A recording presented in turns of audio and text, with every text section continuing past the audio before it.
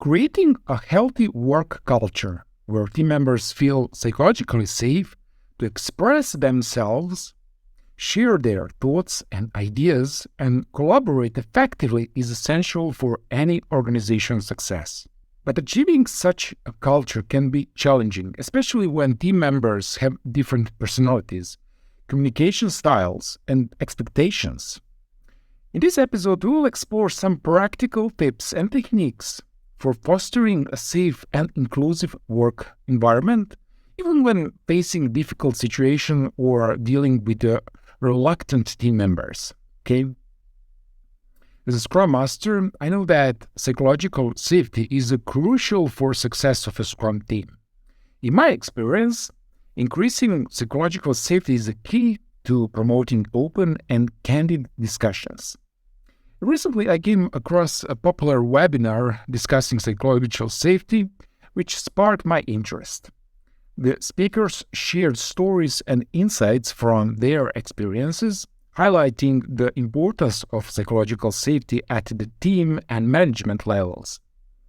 One of the speakers, who was researching psychological safety, defined it as the ability of an organization to handle candid feedback. Essentially, team members should feel comfortable providing critical feedback on the progress of their work without fear of retribution or punishment.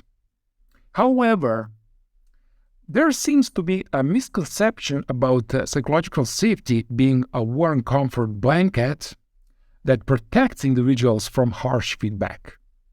In reality, it's about creating an environment where team members can openly provide feedback without personal attacks or retribution. Psychological safety is essential in creating a supportive environment where team members can openly discuss their thoughts, feelings, without fear of being cast as an outsider. As a Scrum Master, I strive to foster this level of respect and trust with my team to ensure that we are building quality products that meet our definition of done. Now let's talk about creating and maintaining psychological safety in teams, okay? In the world of coaching and team building, psychological safety is an incredibly important concept.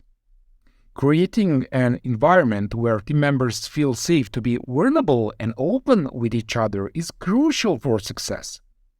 However, as someone who has spent a lot of time working with teams, I found that it can be incredibly difficult to create and maintain psychological safety, and one of the biggest challenges is building a strong bond with a team. Without a level of inter-team cohesion, it is difficult for team members to trust each other enough to share personal feelings, approaches, and understandings. This bond needs to be built without impact the team's culture, which is a defining feature of any team. This culture leads to behaviors and values which can make it hard for some team members to trust and be critical of others. Another interesting aspect of psychological safety is how easy it is to destroy it. Team may have created the perfect environment where team members are highly critical of each other's work, but respectful and action-oriented in their approach. However, all it takes is one person to take things personally, and that psychological safety could be broken, right?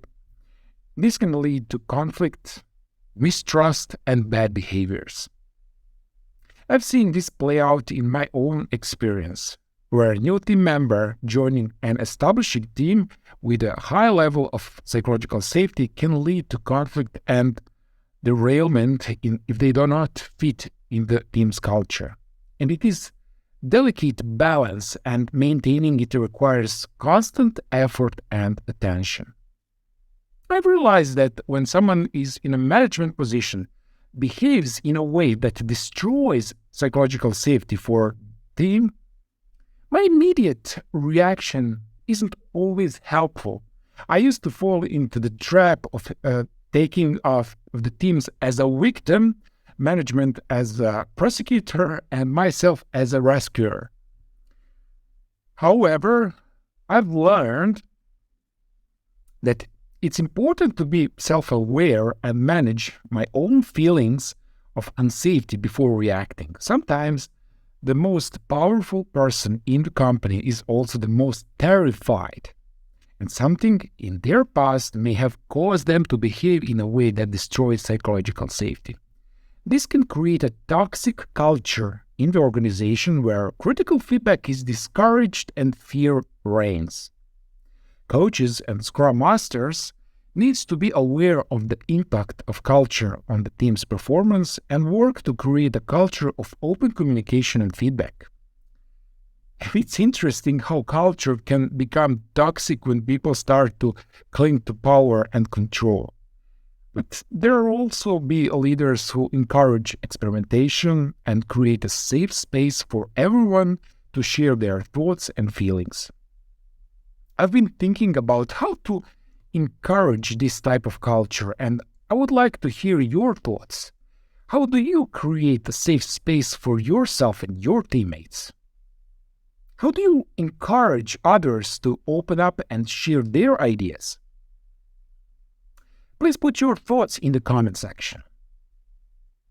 And I think one way to start is by asking yourself how safe you feel with your team. Can you be yourself? Can you provide honest feedback? Can you share something personal with the team? Once you have an idea of where you stand, you can start to think about how to improve the culture. As a Scrum Master or Product Owner, you can start by leading retrospectives and discussing behaviors that can make the team feel more open and safe. You can even create a description of the team's culture together. But remember, if no one is willing to speak up, that's a sign that something needs to change. When faced with a group that is hesitant to speak up during retrospectives, there are a few techniques that can be used to encourage participation. One approach is to use OG technique. You can Google it, which involves articulating what you noticed, such as pointing out that the group is exploring a question, but no one is speaking up. Another technique is to count slowly to 25 after asking a question, allowing time for introvert members to process their thoughts and feel more comfortable speaking. It's important to deal with any anxiety or discomfort with silence and allow the group space to share their thoughts and ideas. By creating a safe and encouraging environment, surprising insights can emerge from those who may have been hesitant to speak up initially. Okay? Now let's conclude this episode. We've explored the importance of building a safe and inclusive work culture that empowers team members to collaborate, innovate, and thrive.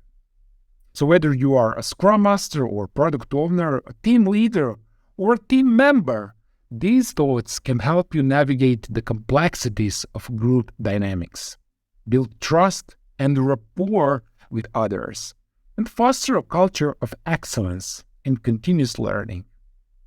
By embracing empathy, self-awareness, and diversity and openness, we can create a workplace where everyone feels valued, respected, and inspired to do their best work. Thank you for staying with me. Goodbye.